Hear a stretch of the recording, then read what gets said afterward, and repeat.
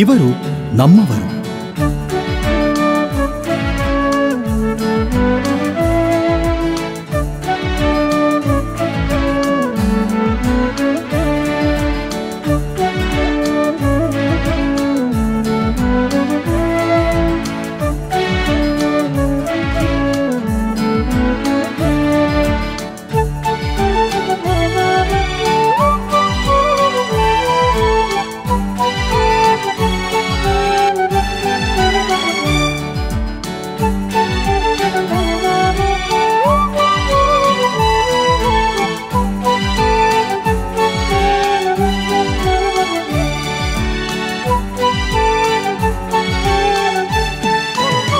ಇವರು ನಮ್ಮವರು. ಪ್ರೀತಿಯ JSS ರೇಡಿಯೋ 91.2 FM ಕೇಳುಗರಿಗೆಲ್ಲ ನಮಸ್ಕಾರ. ನಾನು ನಿಮ್ಮ ಬಾನುಲಿ ಗೆಳೆಯ ಶಿವಕುಮಾರ್. ಶ್ರೋತೃಗಳೇ, ಕಳೆದ ಸಂಚಿಕೆಯಲ್ಲಿ ಜಯಕವಿ ಡಾಕ್ಟರ್ ಜಯಪ್ಪ ಹೊನ್ನಾಳಿರವರ ಜೊತೆಗಿನ ಸಂದರ್ಶನ ಕಾರ್ಯಕ್ರಮದಲ್ಲಿ ಅವರ ಬಾಲ್ಯ ಮತ್ತು ಸಾಹಿತ್ಯದ ಬದುಕಿನ ಹೆಜ್ಜೆಗಳ ಗುರುತು ಕುರಿತು ಮಾತನಾಡ್ತಾ ಇದ್ವಿ. ಈ ದಿನ ಅದರ ಮುಂದುವರಿದ ಭಾಗವಾಗಿ ಅವರ 20-25 ವರ್ಷಗಳ ಸಾಹಿತ್ಯ ಬದುಕಿನ ಮತ್ತಷ್ಟು ರೋಚಕ ವಿಚಾರಗಳ ಕುರಿತು ಮಾತನಾಡೋಣ. ಬನ್ನಿ, ಅವರನ್ನು ಮತ್ತೊಮ್ಮೆ ಕಾರ್ಯಕ್ರಮಕ್ಕೆ ಸ್ವಾಗತಿಸೋಣ. ಸರ್, ಕಾರ್ಯಕ್ರಮಕ್ಕೆ ಆತ್ಮೀಯವಾದ ಸ್ವಾಗತ. ನಮಸ್ಕಾರ ಸರ್. ನಮಗೂ ಕೂಡ ಮನಪೂರ್ವಕ ವಂದನೆಗಳು. ಸರ್, ಈ ಒಂದು 20-25 ವರ್ಷದ ನಿಮ್ಮ ನಡುವೆ ಸಿಕ್ಕಂಥ ಒಂದಷ್ಟು ಪುರಸ್ಕಾರಗಳು, ಮನ್ನಣೆಗಳು, ನೀವು ಮಾಡಿದಂತಹ ಸಾಮಾಜಿಕ ಸೇವೆಗಳು, ವಿಶೇಷವಾಗಿ ನಮ್ಮ ಕನ್ನಡ ಸಾಹಿತ್ಯದ ಮೇಲಿನ ಒಲವು ಸಾಕಷ್ಟು ಜನರಿಗೆ ಪ್ರಭಾವ ಕೂಡ ಬೀರುತ್ತೆ. ಆದರೆ ಈ ಸಾಹಿತ್ಯವನ್ನು ಓದೋದ್ರಿಂದ, ಬರೆಯೋದ್ರಿಂದ ನಮಗೆ ಸಂಸ್ಕೃತಿ ಅಥವಾ ತಾವು ಏನು ಹೇಳಿದ್ರಿ, ನಾವು ನಾಗರಿಕತೆ, ಇದು ಹೆಚ್ಚಾಗುತ್ತಾ ಹೇಗೆ? ಖಂಡಿತ ಸರ್, ಭಾಳ ಒಳ್ಳೆ ಪ್ರಶ್ನೆ ಕೇಳಿದ್ರಿ. ನಾನು ವೈಯಕ್ತಿಕವಾಗಿ ಹೇಳೋದಾದರೆ, ನನ್ನ ಬದುಕಿಸಿದ್ದೇ ಸಾಹಿತ್ಯ. ನಾನು ಹಗರಾಗೋದು ಯಾವುದರಲ್ಲಿ ಅಂತಂದರೆ, ನನ್ನ ಎಲ್ಲ ದುಃಖ, ದುಮ್ಮಾನ, ತಳಮಳ, ಬೇಗುದಿಗಳನ್ನು ಅಕ್ಷರಗೊಳಿಸಿದಾಗ ನನಗೊಬ್ಬ ಸ್ನೇಹಿತ ಬೇಕಲ್ಲ ಸರ್. ನನ್ನ ಬರಹನೇ ನನಗೆ ಆತ್ಮೀಯ, ಸ್ನೇಹಿತ, ಒಡನಾಡಿ ಎಲ್ಲವೂ. ಯಾಕಾಗಿ ನಾನು ಅಲ್ಲಿಂದ ಬಂದದ್ದು 1 ಪ್ಯಾಂಟು 2 ಶರ್ಟನ್ನು ಇಟ್ಕೊಂಡು, ಚಪ್ಪಲಿ ಕೂಡ ಇರಲಿಲ್ಲ ನಾನು ಮೊದಲನೇ ದಿವಸ ಸ್ಕೂಲ್ಗೆ ಹೋದಾಗ ಚಪ್ಪಲಿ ಇಲ್ಲದೆ ಹೋಗ್ಬಿಟ್ಟಿದ್ದೆ. ಚಪ್ಪಲಿ ಇಲ್ಲದೆ ಬರಬಾರ್ದು ಮಾಸ್ಟ್ರೆ, ನೀವು ಚಪ್ಪಲಿ ಹಾಕ್ಕೊಂಬರ್ಬೇಕು ಅಂದರೆ ಸುಮ್ಮನೆ ಇಲ್ಲ, ಮುಳ್ಳೆಟ್ಟಿದೆ ಹಾಗೆ ಅಂತ ಏನೋ ಒಂದು ಸುಳ್ಳು ಕುಂಟು ನೆಪ ಹೇಳಿ ಮಾರನೇ ದಿವಸ ಬಂದು ನಮ್ಮ ಅಲ್ಲಿ ಮಂಜುನಾಥ್ಪುರ ಅಂತ ಇದೆ ಸರ್ ಮೈಸೂರಲ್ಲಿ, ಗೋಕುಲಂ 4th ಸ್ಟೇಜ್ ಅದು. ಅಲ್ಲಿ ಎಲ್ಲ ದಲಿತ ಸಮುದಾಯ ಇದೆ. ಆ ದಲಿತ ಸಮುದಾಯದಲ್ಲಿ 12 ರೂಪಾಯಿಗೆ ಒಂದು ರೂಮ್ ಮಾಡ್ಕೊಂಡಿದ್ದೆ ನಾನು.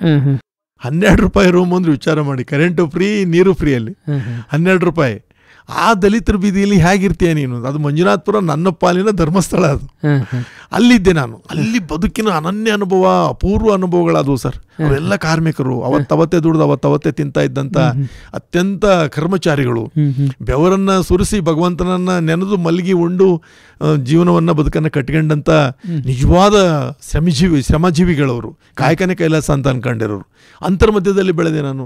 ಅಲ್ಲಿ ಒಂದು 15 ವರ್ಷ ಇದ್ದೆ ಸರ್ ನಾನು. ಅಲ್ಲಿ ಯಾರು ಇರೋಕ್ಕಾಗಲ್ಲ ಅಂತ ಅನ್ನೋರು, ನಾನು ಅಲ್ಲಿದ್ದೆ. ಅದೇನಾಯ್ತು ಅಂತಂದ್ರೆ ಸರ್, ನಿಮ್ಗೆ ಹೊಂದಾಣಿಕೆ ಅನ್ನೋದು ಇದ್ಬಿಟ್ರೆ ನಿಮಗೆ ಒಂದು ಮಾತು ನೆನಪಾಗುತ್ತೆ. ಬುದ್ಧನ ಮಾತದು, ಭಾಳ ಇಷ್ಟವಾದ ಮಾತು. ಅವನು ಏನು ಹೇಳ್ತಾನೆ ಅಂತಂದರೆ, ಒಂದು ಪ್ರಶ್ನೆ ಬಂದಾಗ ನಾನು ಸ್ವರ್ಗಕ್ಕೆ ಹೋಗಲ್ಲ, ನರಕಕ್ಕೆ ಹೋಗ್ತೀನಿ, ಯಾಕಾಗಿ ಸ್ವರ್ಗಕ್ಕೆ ಹೋಗಲ್ಲ ಅಂತ ಕೇಳ್ತಾರೆ. ಅಲ್ಲಿ ಹೋಗಿ ನಾನು ಮಾಡಲಿಕ್ಕೇನಿದೆ? ಅಲ್ಲೆಲ್ಲರೂ ಸಂತೃಪ್ತರು, ಸಂತುಷ್ಟರು, ಅಲ್ಲೆಲ್ಲ ಆನಂದಿಸುವವರು, ಸುಖದಿಂದಿರುವವರು ಇರ್ತಾರೆ. ಅಲ್ಲಿ ಹೋಗಿ ನಾನೇನೋ ಮಾಡೋದಿರಲ್ಲ. ಅದೇ ನರಕಕ್ಕೆ ಹೋದರೆ ಅಲ್ಲಿ ನೊಂದವರು, ಬೆಂದವರು, ಪಾಪಿಷ್ಟರು, ಏನೇನೋ ಕರ್ಮಗಳನ್ನು ಮಾಡಿ ಪಶ್ಚಾತ್ತಾಪ ಪಡೋರು, ಬೇಗುದಿಯಲ್ಲಿ ಬೆಂದು ಹೋದವರು, ಹೊರಳಾಡೋರು ಇರ್ತಾರೆ. ಅವರಿಗೊಂದಿಷ್ಟು ಸಾಂತ್ವನವನ್ನು, ಅವರ ಕಣ್ಣೀರನ್ನು, ಕಂಬನಿಯನ್ನು ಒರೆಸುವುದನ್ನು, ಅವರಿಗೊಂದು ಸಮಾಧಾನವನ್ನು, ನಾಳೆಗೂ ಒಂದು ಬಾಳಿದೆ ಅನ್ನೋದನ್ನು ಹೇಳ್ಬೋದು. ಒಂದು ಸಂತೃಪ್ತವಾದ ಬದುಕಿನ ಮಧ್ಯದಲ್ಲಿ ಹೋಗಿ ನಾನು ಮಾಡೋದು ಏನೂ ಇರಲ್ಲ.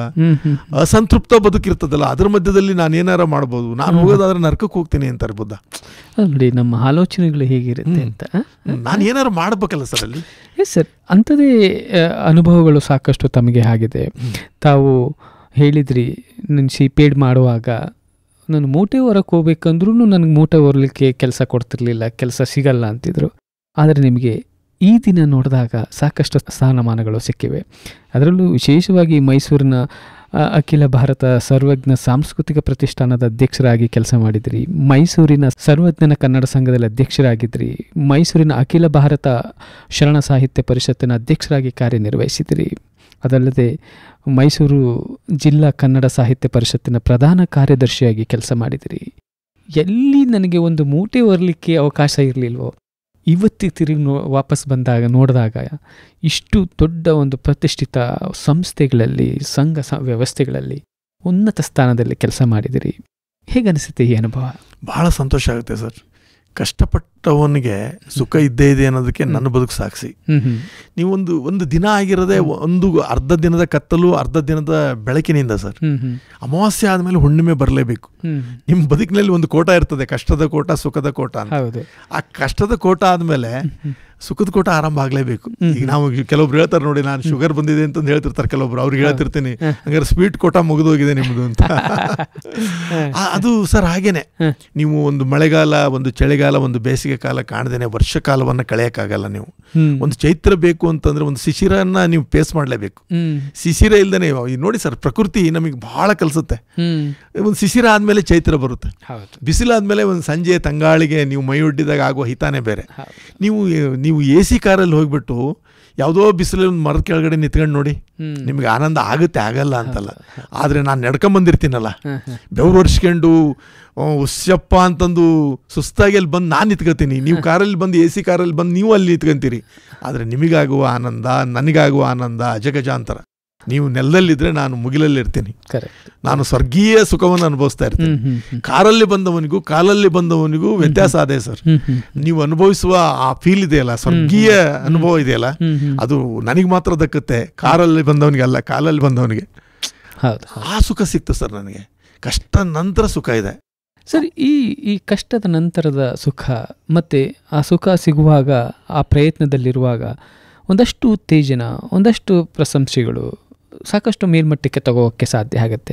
ಆ ನಿಟ್ಟಿನಲ್ಲಿ ನಿಮ್ಮನ್ನು ನಾನು ಗಮನಿಸೋದಾದರೆ ಸಾಕಷ್ಟು ಗಣ್ಯರು ತಮ್ಮ ಮೇಲಿನ ಪ್ರೀತಿಯನ್ನು ತೋರಿಸಿದ್ದಾರೆ. ಉದಾಹರಣೆಗೆ ಪ್ರೊಫೆಸರ್ ದೇಜಾಗ್ ಅವರು ಜಯಪ್ಪ ಕವಿ ಕರುನಾಡ ಚೆವಿ ಎಂದು ಬಣ್ಣಿಸಿದ್ದಾರೆ. ಪ್ರೊಫೆಸರ್ ಅರವಿಂದ ಮಾಲಗತ್ತಿಯವರು ಕನ್ನಡ ನಾಡಿನ ಹಾಯ್ಕುಗಳ ಹರಿಕಾರ ಅಂತ ತಮ್ಮನ್ನು ಬಣ್ಣಿಸಿದ್ದಾರೆ. ಜೊತೆಗೆ ನಮ್ಮ ಪ್ರೊಫೆಸರ್ ಎಂ ಕೃಷ್ಣೇಗೌಡರು ನಿಮ್ಮನ್ನು ನಮ್ಮ ನಡುವಿನ ಸಹಜ ಕವಿ ಅಂತ ಬಣ್ಣಿಸಿದ್ದಾರೆ ಸರ್. ಈ ಒಂದು ಬಣ್ಣನೆ, ಪ್ರಶಂಸೆ ನಿಮ್ಗೆ ಎಷ್ಟು ಸಂತೋಷ ಕೊಡುತ್ತೆ ಸರ್? ತುಂಬಾ ತುಂಬಾ ತುಂಬಾ ಅದು ಹೇಳಲಾರದು. ಈಗ ಅದು ಆಕಾಶದಷ್ಟು ಆಗಲ್ಲ, ಸಮುದ್ರದಷ್ಟು ಆಳ ಆನಂದ. ನಿರ್ವಚನ, ಅದು ವಚನಕ್ಕೆ ದಕ್ಕದೇ ಇರುವಂತ ಕಷ್ಟ ಕಾರ್ಪಣ್ಯಗಳನ್ನ ನೆನೆಸ್ಕೊಂಡಾಗ ಇವತ್ತಿನ ಈ ಪ್ರಶಂಸೆಗಳನ್ನ ಬಂದಾಗ ಸರ್, ನಾನು ಮೈಸೂರಿಗರು ಎಷ್ಟು ಪ್ರೀತಿಸಿದ್ರು ಅಂತಂದ್ರೆ, ಒಂದು ನಿಷ್ಕಲ್ಮಶವಾದಂತ ಪ್ರೀತಿ. ನನ್ನಿಂದ ಅವ್ರಿಗೆ ಏನೂ ಆಗ್ಬೇಕಾಗಿರ್ಲಿಲ್ಲ. ನೋಡಿ ಸರ್, ಈ ಸಾಹಿತ್ಯ ಏನು ಮಾಡ್ತು ನನ್ನ ಅಂದರೆ, ಪ್ರೊಫೆಸರ್ ದೇಜಗವ್ ಅಂತವ್ರನ್ನ, ಪ್ರೊಫೆಸರ್ ಎಂ ಕೃಷ್ಣೇಗೌಡ ಸರ್ ಅಂತವ್ರನ್ನ, ಪ್ರೊಫೆಸರ್ ಭೈರವಮೂರ್ತಿ ಸರ್ ಅಂತವ್ರನ್ನ, ಪ್ರೊಫೆಸರ್ ಅನಂತರಾಮು ಸರ್ ಅಂತವ್ರನ್ನ, ಪ್ರೊಫೆಸರ್ ವಸಂತ್ ಭಾರದ್ವಾಜ್ ಸರ್ ಅಂತವ್ರನ್ನ, ಪ್ರೊಫೆಸರ್ ಅರವಿಂದ್ ಮಾಲ್ಗತ್ತಿ ಸರ್ ಅಂತ ಮಹನೀಯರನ್ನ ನನಗೆ ದಕ್ಕಿಸಿಕೊಡ್ತಾ ಹೋಯ್ತು. ದೊಡ್ಡರಂಗೇಗೌಡರು ಅವ್ರ 18ನೇ ಕೃತಿಗೆ, ಪ್ರೊಫೆಸರ್ ದೊಡ್ಡರಂಗೇಗೌಡ ಸರ್ ಅವ್ರ 18ನೇ ಕೃತಿಗೆ ನನ್ನ ಕಡೆಯಿಂದ ಮುನ್ನುಡಿ ಬರೆಸ್ತಾರೆ. ಇಲ್ಲಿ ಸಮಗ್ರ 100 ಕವಿಗಳ ರಾಜ್ಯ ಮಟ್ಟದ ಕಥಾ ಸಂಕಲನ ತರಿಸಿದ್ರೆ ಆ ಕಥಾ ಸಂಕಲನ ನನ್ನ ಕಡೆಯಿಂದ ಮುನ್ನುಡಿ ಬರೆಸ್ತಾರೆ. ನಾನೆಲ್ಲೋ ಇರ್ತೀನಿ ಧಾರವಾಡದಲ್ಲಿ ಕವಿಗೋಷ್ಠಿ ಅಧ್ಯಕ್ಷತೆ ವಹಿಸ್ಕೊಂಡು, ಇಲ್ಲಿಂದ doctor Y D Rajanna phone ಮಾಡ್ತಾರೆ, ನಾವು ನಿಮ್ಮನ್ನ ಮೈಸೂರು ಜಿಲ್ಲಾ ಕನ್ನಡ ಸಾಹಿತ್ಯ ಪರಿಷತ್ನ ಪ್ರಧಾನ ಕಾರ್ಯದರ್ಶಿಯಾಗಿ ಆಯ್ಕೆ ಮಾಡ್ಕೊಂಡಿದ್ದೇವೆ ವಿರೋಧವಾಗಿ. ನಾನು ಇಲ್ವೇ ಇಲ್ಲ ಅಲ್ಲಿ, ನನ್ನನ್ನು ಆಯ್ಕೆ ಮಾಡ್ಕೊಳ್ತಾರೆ. ಆ ಸ್ಥಾನಮಾನಗಳು ಶರಣ ಸಾಹಿತ್ಯ ಪರಿಷತ್ ಇರ್ಬೋದು, ಇನ್ನೊಂದಿರ್ಬೋದು, ಸರ್ವಜ್ಞ ಪ್ರತಿಷ್ಠಾನ ಇರ್ಬೋದು, ಅಂತಲ್ಲೆಲ್ಲ ನಾನು ಇಲ್ಲದೇ ಇರುವಾಗ ಆಯ್ಕೆ ಮಾಡ್ಕೊಳ್ಳೋದಿದೆಯಲ್ಲ ಸರ್. ಪ್ರೊಫೆಸರ್ ಕೃಷ್ಣೇಗೌಡ ಸರ್ ಅಂತವರ ಆತ್ಮೀಯತೆ, ಒಡನಾಟ, ಜಯಂತ್ ಕಾಯ್ಕಿಣಿ ಅಂತವರ ಸ್ನೇಹ, ಅನೇಕ ಮಹನೀಯರು ಸರ್. ದೊಡ್ಡರಂಗೇಗೌಡರು ಅಂತವ್ರು, ನಾನು ಹೇಳಿದ್ನಲ್ಲ ನಿಮಗೆ, ಅದು ಪ್ರೀತಿ ಅಂತದ್ದು ಅಂದ್ರೆ 18ನೇ ಕೃತಿಗೆ ನಾನು ಮುನ್ನುಡಿ ಬರೆಯೋದು. ಅದು ನನಗೆ ಬಹಳ ಗೌರವವನ್ನ, ಬಹಳ ಸೌಜನ್ಯದಿಂದ ಅವರು ನನ್ನನ್ನು ನೋಡಿಕೊಳ್ಳುವ ಹಾಗೆ, ನನ್ನನ್ನು ಬಹಳ ಪ್ರೀತಿಸುವ ಹಾಗೆ ಮಾಡಿದೆ ಸರ್. ಸಾಹಿತ್ಯದ ನಮ್ಮ ನಡುವೆ ಒಂದು ದೊಡ್ಡ ರಸಸೇತುವೆ ಆದದ್ದು ದೊಡ್ಡ ಸಾಹಿತಿಗಳ ಜೊತೆಗೆ ನನ್ನನ್ನು ಜೋಡಿಸಿದ್ದು ಈ ಸಾಹಿತ್ಯನೇ. ಅಲ್ಲ, ಎಷ್ಟು ಉತ್ತಮವಾದ ಅನುಭವ ಅಂದರೆ, ಒಂದು ಕಠಿಣ ಶ್ರಮ ಅಥವಾ ಜೀವನದ ಮೇಲಿನ ಪ್ರೀತಿ ಏನ್ ಬೇಕಾದ್ರೂ ಒಂದು. ದೇಜಗವ್ ಅವರು ಸರ್ 18 ಪುಟಗಳು ಅವರ ಒಂದು ಕೃತಿಯಲ್ಲಿ 18 ಪುಟಗಳು ನನ್ನ ಬಗ್ಗೆನೇ ಬರೀತಾರೆ. ಕೃಷ್ಣೇಗೌಡ ಸರ್ ಅಂತವರು ಪತ್ರಿಕೆಯಲ್ಲಿ ಅಂಕಣದಲ್ಲಿ ನನ್ನ ಬಗ್ಗೆ 2 ಸರಿ ಬರೀತಾರೆ. ಪೂರ್ತಿ ಅಂಕಣನೇ ನನಗೆ ಮೀಸಲಿರಿಸ್ತಾರೆ. ಅಲ್ಲೆಲ್ಲೋ ಅಮೆರಿಕದಲ್ಲಿ ಮಾತಾಡ್ತಾ ಕೃಷ್ಣೇಗೌಡ ಸರ್ ಅವರು ನನ್ನ ಹಾಡುಗಳನ್ನು ಉಲ್ಲೇಖಿಸ್ತಾರೆ, ನನ್ನ ಹಾಯ್ಕುಗಳನ್ನು ಉಲ್ಲೇಖಿಸ್ತಾರೆ. ನೋಡಿ, ಒಂದು ಜೀವನ ಸಾರ್ಥಕತೆ ಅಂತ ಅನ್ಸುತ್ತಾ? ಖಂಡಿತ ಸರ್, ಧನ್ಯತೆ. ಒಂದು ನನಗೆ ನಿಜವಾಗಿಯೂ ಒಂದು ಧನ್ಯೋಸ್ಮಿ ಭಾವ ಆವರಿಸ್ಕೊಂಡ್ಬಿಡುತ್ತೆ. ಅವಾಗ ನನ್ನ ಬದುಕು ಸಾರ್ಥಕ ಆಯಿತು, ನನ್ನ ಬದುಕು ಬೆಳಕಾಯಿತು, ನನ್ನ ಕತ್ತಲೆ ದಿನಗಳು ಮುಗಿದು ನಾನು ಎಲ್ಲಿಗೆ ರೀಚ್ ಆಗಬೇಕಿತ್ತು ಅಲ್ಲಿ ರೀಚ್ ಆದೆ. ಒಂದು ಸಂತೃಪ್ತಿಯ ಬದುಕು ಸರ್. ಎಸ್, ಮಾತಾಡ್ತಾ ತಾವು ಹೇಳಿದ್ರಿ ಕೃಷ್ಣೇಗೌಡರು ಎಲ್ಲೋ ಕೂತ್ಕೊಂಡು ತಮ್ಮ ಹಾಡುಗಳ ಬಗ್ಗೆ ನೆನಪಿಸ್ಕೊತಾರೆ ಅಂತ. ನನಗೂ ನೆನಪಾಗೋದೇನೆಂದರೆ ತಾವು ಬರೆದಂಥ ಭಾವಗೀತೆಗಳು. ಸೊ ಭಾವಗೀತೆಗಳು ಎಲ್ಲವೂ ಮಾಸು ಹೋಗ್ತಾ ಇದ್ದೇವೇನೋ, ಕಳೆದೋಗ್ತಿದ್ದೇವೇನೋ, ಅಥವಾ ಈ ಅಭಾವ ಕಾಣುವ ಸಂದರ್ಭದಲ್ಲಿ ತಾವು ಭಾವಗೀತೆಗಳನ್ನು ಕೊಡ್ತೀರಿ ಜನಕ್ಕೆ. ಉತ್ತಮವಾದ ಭಾವಗೀತೆಗಳು, ಉತ್ತಮವಾದ ಸಾಹಿತ್ಯ ಅದರಲ್ಲಿ ನಾನು ನೋಡ್ತೀನಿ ಸರ್. ಹೇಗೆ ಈ ಭಾವಗೀತೆಗಳನ್ನು ಬರೆಯುವಂಥ ಕಲ್ಪನೆ ಹೇಗೆ ಬಂತೆ? ಸರಿ, ಭಾವಗೀತೆಗಳು ಅಂತಂದರೆ ಅವು ಆಯಾ ಕ್ಷಣದ ಭಾವಸ್ಮಾರಕಗಳು. ಅವು ಬಹಳ ತೀವ್ರವಾದ ಭಾವದಿಂದ ತುಂಬಿರುವಂಥ ಗೀತೆಗಳು. ಲಯ, ತಾಳ, ಒಂದು ರಿದಮಿಕ್ ಆಗಿ ಒಂದು ಲಳಿ, ತನ್ನದೇ ಆದಂಥ ಓಟ, ಅವುಗಳನ್ನು ಗರ್ಭೀಕರಿಸಿಕೊಂಡು ಸಾಹಿತ್ಯ ಪ್ರಧಾನವಾಗಿರುವಂಥ ಒಂದು ಆಯಾ ಕ್ಷಣದ ನಾನು ಹೇಳಿದಂಗೆ ಸ್ಮಾರಕಗಳು, ಭಾವಸ್ಮಾರಕಗಳೇ ಅವು, ಜೀವ ಸ್ಮಾರಕಗಳು ಹೌದು. ಇವುಗಳನ್ನು ನಾವೆಲ್ಲ ಬಂದಿದ್ದು ನವೋದಯ ಸಾಹಿತ್ಯದ ಕಾಲದಲ್ಲಿ ಸರ್. ನಾವೆಲ್ಲ ಓದುವಾಗಲೆಲ್ಲ ಬೇಂದ್ರೆ, ನನಗೆ ಬೇಂದ್ರೆ ತುಂಬ ಇಷ್ಟದ ಕವಿ. ಬೇಂದ್ರೆ, KS ನರಸಿಂಹಸ್ವಾಮಿ ಅವರಂತೂ ನನ್ನ ಅಂತರಂಗದ ಕವಿ. ಕುವೆಂಪು ಅವರಂತೂ ನನ್ನ ಪೂಜನೀಯ ಕವಿ. ಇಂಥವರ ಕವಿತೆಗಳನ್ನು ಓದಿ ಬೆಳೆದವರು ನಾವು. ಅವಾಗ ನವೋದಯದ ಸಾಹಿತ್ಯ ಅಂದರೆ ನಮ್ಮ ಪ್ರಾಥಮಿಕ ಶಾಲೆಯಿಂದ ಅವ್ರ ಸಾಹಿತ್ಯವನ್ನು ಓದ್ಕೊಂಡು ಬೆಳೆದ್ವಿ ನಾವು. ಅವಾಗೆಲ್ಲ ನನಗೆ ನನ್ನ ಗೆಳೆಯನಿಗೆ ಹೇಳ್ತಿದ್ದೆ, ನಾನು ನಿಂಗಪ್ಪ ಚಳಗೇರಿಗೆ, ಇದನ್ನು ನಾನು ಬರಿತೇನೆ ಈ ಥರ ಅಂದರೆ ಅಷ್ಟು ಸುಲಭ ಅಲ್ಲ ಅಂತ. ನಾನು ಬರ್ ತೋರಿಸ್ದೆ ಅವನು ಬೆರ್ಗಾಗನು. ನಿನ್ನೊಳಗೊಬ್ಬ ಕವಿ ಇದ್ದ ಅಂತ ನನಗೆ ಆವಾಗಲೇ ಗೊತ್ತಿತ್ತು ಅಂತ ಅವನು ಹೇಳಿದಾಗಲೇ ನನಗೆ ಗೊತ್ತಾಗಿದ್ದು. ಅವನ್ನ ಎಲ್ಲ ಮರ್ತು ಬಿಟ್ಟಿದ್ದೆ ನಾನು ಮಾತಾಡಿದ್ದನ್ನು. ನಾವು ಬೇಂದ್ರೆಯಿಂದ ಸರ್, ಅಲ್ಲಿ ನಾನು ಹೇಳಿದೆ ನಿಮಗೆ, ನಮ್ಮ ಊರಿನಿಂದ 18-20 ಕಿಲೋಮೀಟ್ರಲ್ಲಿ ಅಲ್ಲಮ್ಮ ಪ್ರಭುವರ ಬಳ್ಳೆಗಾವಿ ಇದೆ, ಅಕ್ಕನ ಉಡತಡಿ ಇದೆ, ಸರ್ವಜ್ಞನ ಊರೇ ನನ್ನ ಊರು, ಅಲ್ಲೇ ಸತ್ಯಕ್ಕನ ಊರು ನಮ್ಮ ಜಮೀನಿಗೆ ಅಂಟಿಕೊಂಡೇ ಇದೆ, ಮುಗುಳಿ ಅಂತ ಬರುತ್ತೆ, ಅಲ್ಲೇ ಕನಕದಾಸರ ಬಾಡ ಇದೆ, ಕಾಗಿನೆಲೆ ಇದೆ, ಶಿಶುನಾಳ ಶರೀಫಜ್ಜನ ಶಿಶುನಾಳ ಇದೆ, ಚನ್ನಬಸವಣ್ಣನ ಉಳುವಿ ಇದೆ, ನಮ್ಮ ಸುತ್ತಮುತ್ತ ಸರ್ ಇವು. ಅಲ್ಲ, ನೀವು ಬಹಳ ಪುಣ್ಯವಂತರು ಅಂತ ಅನ್ಸ್ಕೊಳ್ತೀನಿ ನಾನು. ಯಾಕಂದರೆ ಆ ಸುತ್ತಮುತ್ತಲಿನ ವಾತಾವರಣವೇ ನಿಮಗೆ ಒಂದು ಪ್ರಭಾವ ಬೀರುತ್ತೆ. ಖಂಡಿತ ಸರ್, ಖಂಡಿತ. ಅದಕ್ಕೆ ಹೇಳೋದು, ಸಾಮಾನ್ಯವಾಗಿ ನಮ್ಮ ಸುತ್ತಮುತ್ತಲಿನ ವಾತಾವರಣ ಹೇಗಿದೆ, ಜನ ಹೇಗಿದ್ದಾರೆ, ವಿಶೇಷವಾಗಿ ಕನಿಷ್ಠ ಪಕ್ಷ ನಮ್ಮ ಮನೆಯ ವಾತಾವರಣ ನಮ್ಮನ್ನು ಪ್ರಭಾವಿಸುತ್ತೆ ಅಂತ. ಸೊ ನೀವು ನಿಜವಾಗ್ಲೂ ಅದೃಷ್ಟವಂತರು. ಸುತ್ತಮುತ್ತಲಿನ ಆ ಗಣ್ಯರ ಒಂದು ಪ್ರಭಾವ ಬೀರಿದೆ ಅಂತ ನಾನು ಅಂದ್ಕೊಳ್ತೀನಿ ಸರ್. ಅದರ ಜೊತೆಯಲ್ಲಿ ನಿಮ್ಮ ಈ ಪರಿಶ್ರಮ, ಇಚ್ಛಾಸಕ್ತಿ, ಪ್ರೀತಿ, ಬದುಕಿನ ಮೇಲೆ ಪ್ರೀತಿ, ಸಾಹಿತ್ಯದ ಮೇಲೆ ಪ್ರೀತಿ ಬಹುಶಃ ಇವತ್ತಿನ ಇಲ್ಲಿಗೆ ತಂದು ನಿಲ್ಲಿಸಿದೆ ಸರ್. ನಾನು ಏನು ಮಾಡ್ತಿದ್ದೆ ಅಂದರೆ ಸರ್, ನೋಡಿ, ನಾನು 86ರಲ್ಲಿ ಇಲ್ಲಿ ಸ್ಕೂಲಿಗೆ CPED ಟೀಚರ್ ಆಗಿ ಬಂದೆ. CPED ಟೀಚರ್ ಆಗಿ 9 ವರ್ಷ ಸಂಬಳ ಇಲ್ಲ ನನಗೆ, ಗ್ರ್ಯಾಂಟ್ ಆಗಲೇ ಇಲ್ಲ. ಅದು SC ಮ್ಯಾನೇಜ್ಮೆಂಟು ಆಗಬೇಕು. ಅಲ್ಲಿ ಅವ್ರದ್ದು ಏನೋ ನಡುವೆ ಜಗಳ, ಅಣ್ಣ ತಮ್ಮಂದಿರ ಜಗಳ, ತಂದೆ ಜಗಳ, ಅವ್ರು ಗ್ರ್ಯಾಂಟೇ ಮಾಡಲಿಲ್ಲ ಅದಕ್ಕೆ. ಅದು ಇವತ್ತು ನಾಳೆ ಅಂತ 9 ವರ್ಷ ಸಂಬಳನೇ ಇಲ್ಲದೆ ದುಡಿಬೇಕಾಯ್ತು. ಆವಾಗ ನಾನು ರಾತ್ರಿ ಫ್ಯಾಕ್ಟ್ರಿಲಿ ಕೆಲಸ ಮಾಡ್ಕೊಂಡು ಮಂಜುನಾಥ್ಪುರದಲ್ಲಿ, ಹಗಲು ಹೊತ್ತಲ್ಲಿ ಸ್ಕೂಲಲ್ಲಿ ಕೆಲಸ ಮಾಡಿ, ಸಂಜೆ ಹೋಗಿ ಸಂಜೆ ಕಾಲೇಜಲ್ಲಿ ಡಿಗ್ರಿ ಮಾಡಿದೆ ನಾನು.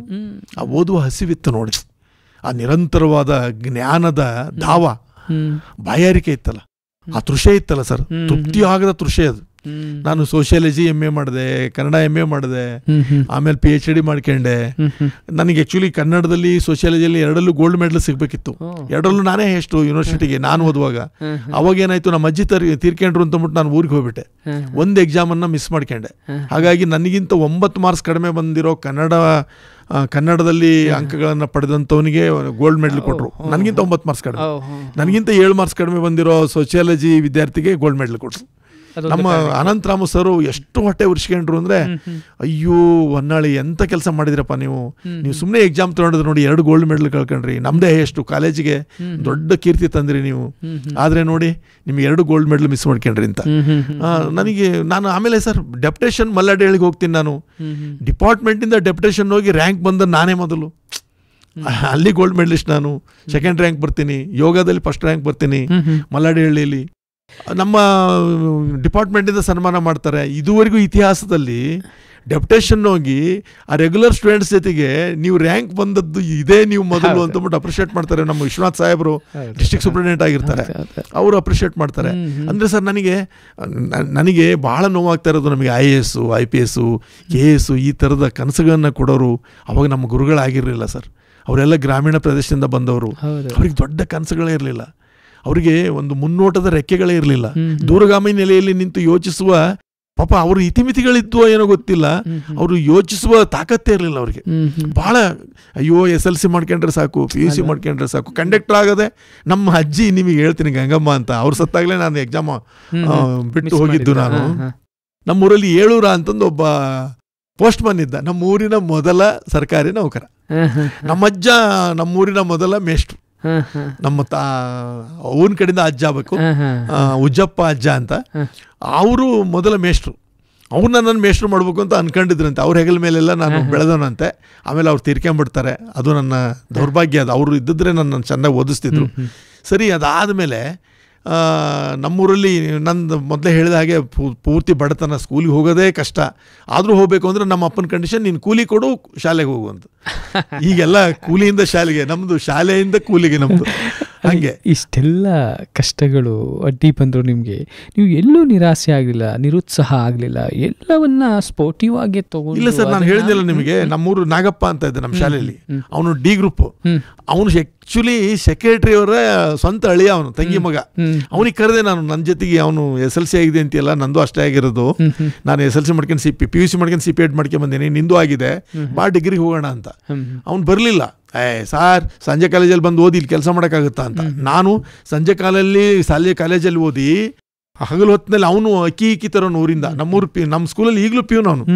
ಅಕ್ಕಿ ತರೋನು ಶ್ರೀಮಂತ ಅವನು ಸಂಜೆ ಕಾಲೇಜಲ್ಲಿ ಓದೋಕ್ಕಾಗತ್ತಾ, ಹಗಲು ಇಲ್ಲಿ ಕೆಲಸ ಮಾಡಿ ಅಂತಂದ. ನಾನು ಹಗಲಲ್ಲಿ ಸ್ಕೂಲಲ್ಲಿ ಕೆಲಸ ಮಾಡಿ, ಸಂಜೆ ಕಾಲೇಜಲ್ಲಿ ಓದಿ, ರಾತ್ರಿ ಫ್ಯಾಕ್ಟ್ರಿಲಿ ಕೆಲಸ ಮಾಡಿ ಜೀವನ ಮಾಡಿ ಡಿಗ್ರಿ ಮಾಡ್ಕೊಂಡೆ, MA ಮಾಡ್ಕೊಂಡೆ, 2 MA ಮಾಡ್ಕೊಂಡೆ, PhD ಮಾಡ್ಕೊಂಡೆ. ಇವತ್ತು ನಾನೇನಾದೆ ಸರ್, ಗ್ರೇಡ್ 1. ನಾನಂತರ ಡೆಪ್ಯುಟೇಷನ್ ಹೋದೆ. ನಾನು ಮಲೆನಾಡಿಗೆ ಹೋಗಿ ಗ್ರೇಡ್ 1 ಟೀಚರ್ ಆದೆ.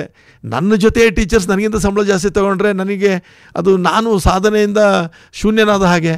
ನಾನು ಮಾಡ್ಬೇಕು, ನಾನು ಅವ್ರು ಸರಿ ಸಮಾನ ತಗೋಬೇಕಲ್ಲ ಸರ್, ಇಲ್ಲಾಂದ್ರೆ ಒಂಥರ ಅಗೌರವದಿಂದ ನೋಡ್ತಾರೆ, ಉಪೇಕ್ಷೆ ಮಾಡ್ತಾರೆ, ಅಲಕ್ಷ್ಯ ಮಾಡ್ತಾರೆ.